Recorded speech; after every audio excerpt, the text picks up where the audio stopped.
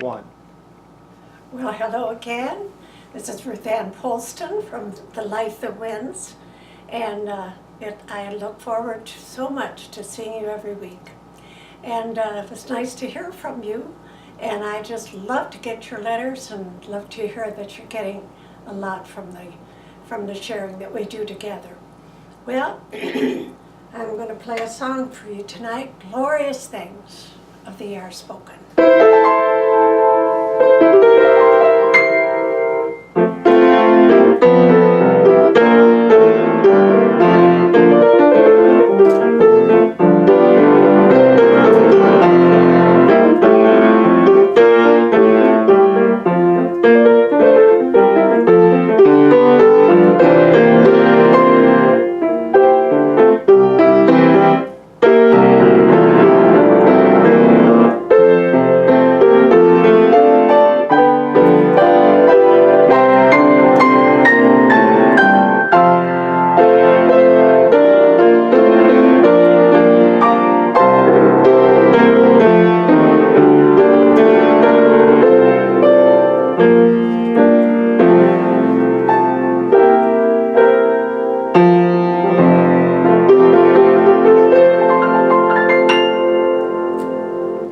Glorious things of you are spoken. Yes, Jesus, what more can we say? I was reading tonight in John, the 21st chapter, and this is kind of all about fishermen tonight. And I don't know, I'm sure I must have some shippers, some fishermen out there, but some fishermen are absolutely identified as fishermen.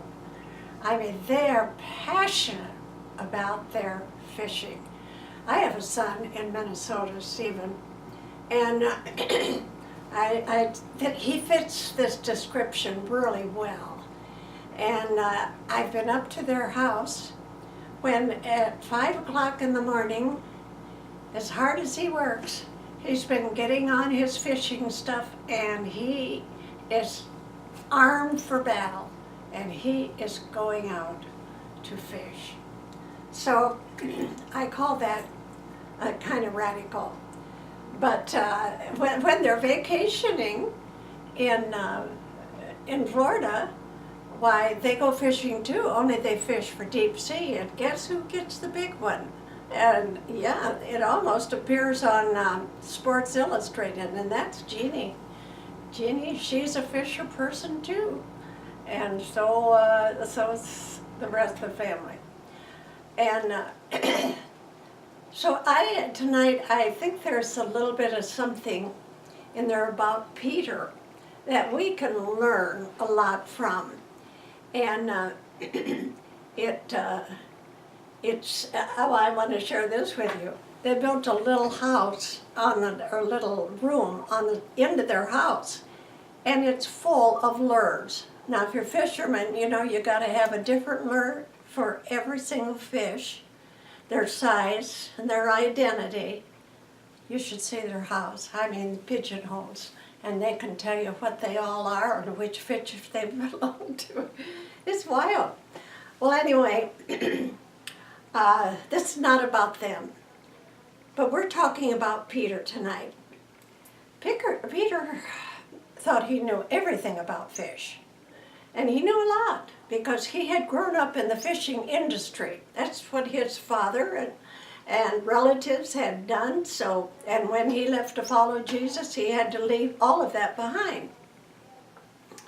So the other disciples, some of them, not all of them, but some of them had gone out too. And some of them were on the shore, some were on the boat. But anyway, they were most all there. And all of a sudden, this stranger appears on the shore. They look out, and so the fellow, they didn't discern him. And a lot of times we don't discern Jesus. So he said, "Children." Now, wouldn't you think that would have rung a bell? What stranger is going to walk up and say, "Children"? It was so affectionate. But he said, children, have you caught any fish? Peter, he was embarrassed. He had fished all night, hadn't caught a one. But who would care about telling a stranger on the shore? No. So the stranger looked out and said, well, if you put your line on the right side of the boat, check that out for fish. Well, I believe this is a fishless sea. This is Tiberias. This is not the Sea of Galilee. This is way up north. No, this is a fishless sea. So he said, put your nets over on the right side. So he said, what have I got to lose? What does he know? And he said, oh, well, okay, nevertheless. Now, don't you remember that word? Nevertheless, at thy word. Whatever you say up there, who's ever on the shore, he said, nevertheless, according to your word, I will let down this net on the right side. So he did, and he began to feel the tug, the under tug, the net was getting fuller and fuller. And the disciples that were on the shore said, hey, watch, look, they're filling up. We got to go out there. And so they wade out in the water and take their own boat. And they said, those nets are going to break if we don't. So they needed help. So away they go. And now they're all trying to get those fish into the boat before the nets break. Well, they finally did, but old John, don't you love John? He's the only one that lasted and died on the Isle of Patmos of a natural death. But John was very sensitive, and he said, I know who that is. That's the Lord. It's wonderful to have somebody in your boat that can recognize, that's the Lord.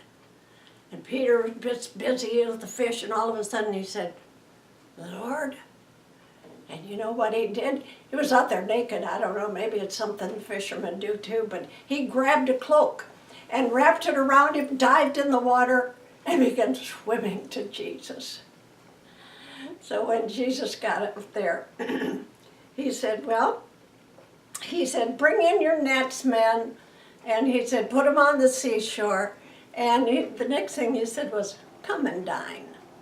He said, I got the breakfast all ready for you. Now this was only the third time that he had revealed himself in his resurrection.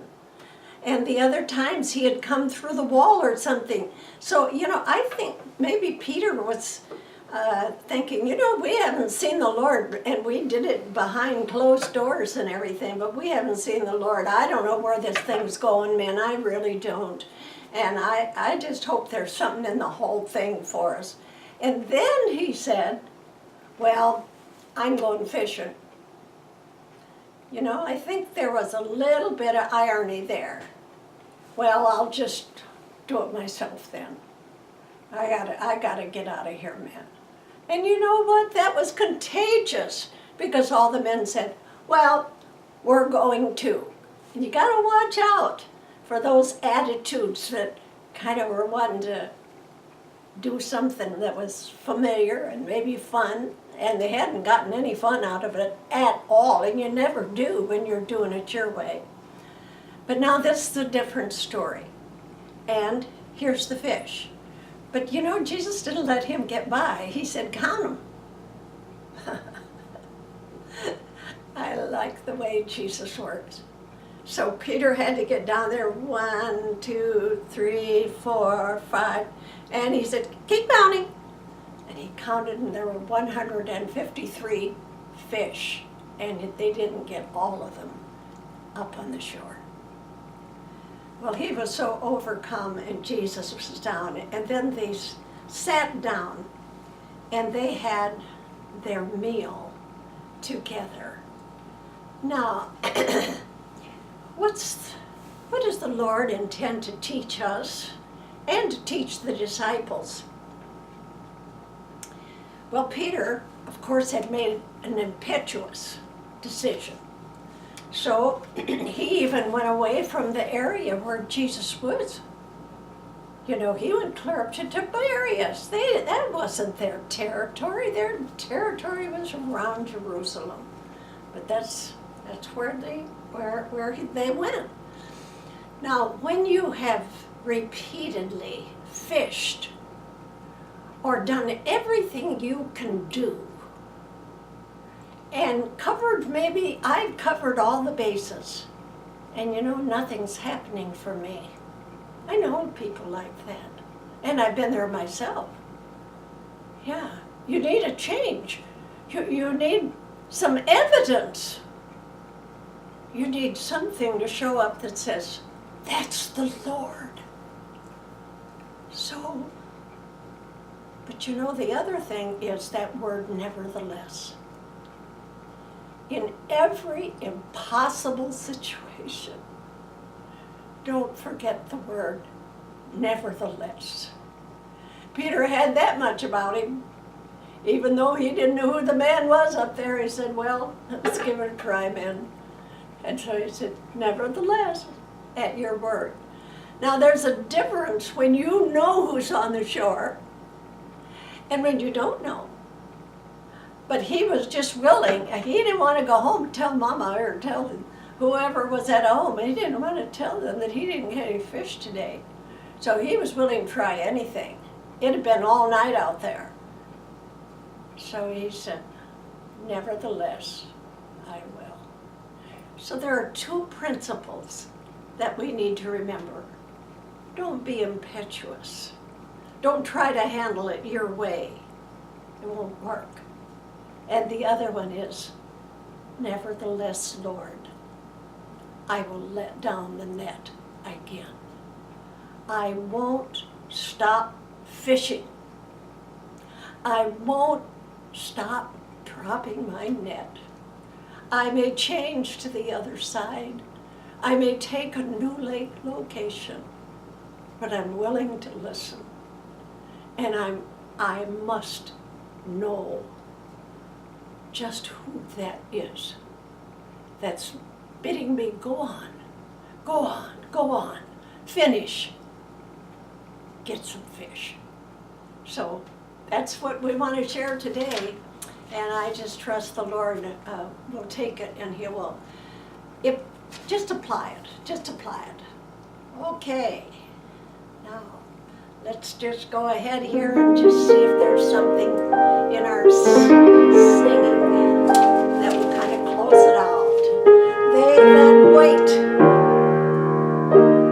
upon the Lord, they shall renew their strength. They shall mount up with wings as eagles. They shall run and not be weary. They shall walk and not wait. Teach me, Lord. Teach me, Lord, to wait. So without Him, I do nothing. Oh, I tried it. Without Him, I'd surely fail.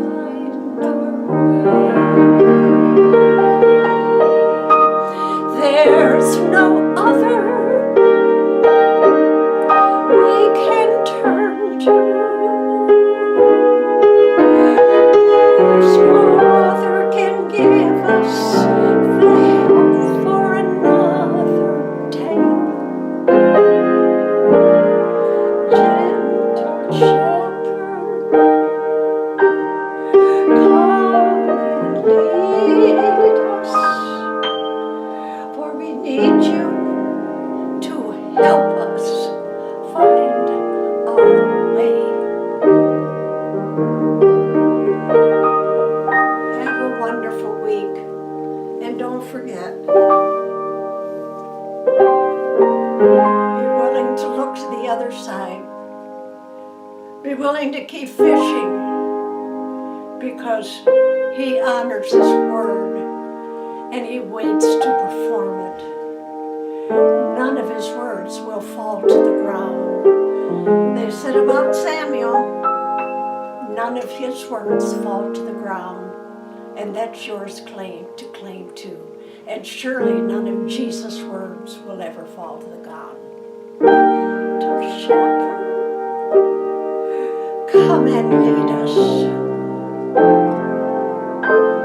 for we need you to help us find our way.